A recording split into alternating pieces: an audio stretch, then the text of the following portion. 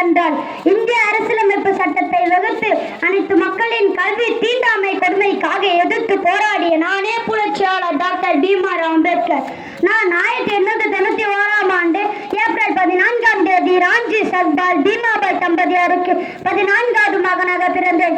1912இல் பம்பாய் பல்கலைக்கழகத்தில் பொருளாதாரம் மற்றும் அறிவியலில் பட்டம் பெற்றேன். இதனைத் தொடர்ந்து கொலம்பியா பல்கலைக்கழகத்தில் முதுகலை கல்வியை முடித்தேன். 1915இல் பொருளாதாரம், சமூகவியல், வரலாறு, தத்துவம் மற்றும் மானடிவியல் போன்ற பாடங்களில் முதுகலை பட்டம் பெற்றேன்.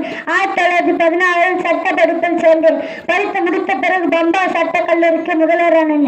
நான் தான் சுதந்திர இந்தியாவின் முதல் சட்ட அமைச்சர். 1936இல் சுதந்திர தொழிலாளர் கட்சியை நிறுவினேன். இந்த அரசியலமைப்பு சட்டம் 2 ஆண்டு 11 மாதம் 18 நாட்கள் எழுதினேன். இதில் 395 பிரிவுகள் கொண்ட ஆவணங்கள் உருவாக்கப்பட்டது. இதனை இந்திய அரசியலமைப்பின் தந்தையானேன். நான் கிட்டத்தட்ட 64,000க்கும் மேற்பட்ட நூல்களை படித்துள்ளேன். ஒரு நாளில் 24 மணி நேரத்தில் 18 மணி நேரம் புத்தகம் வாசிப்பதற்கே நேரம் ஒதுக்கினேன். நான் இந்துவாக பிறந்தாலும் இந்துவாக இருக்க மாட்டேன். சமத்துவம் மற்றும் சகோதரத்துவம் போதிக்கும் மதத்தை விரும்புகிறேன் என்று கூறி 1956இல் பௌத்த மதத்திற்கு மாறினேன். அனைத்து மக்களுக்காக என் வாழ்வை அர்ப்பணித்தேன். அனைத்து மக்களின் முன்னேற்றத்துக்காக ஏற்றத்தாவை கலைக்காரும் பாடுபட்டு கடவுளுக்கு தரும் காணிக்கையை விட ஒரு ஏழைக்கு தரும் கல்வி மேலானது.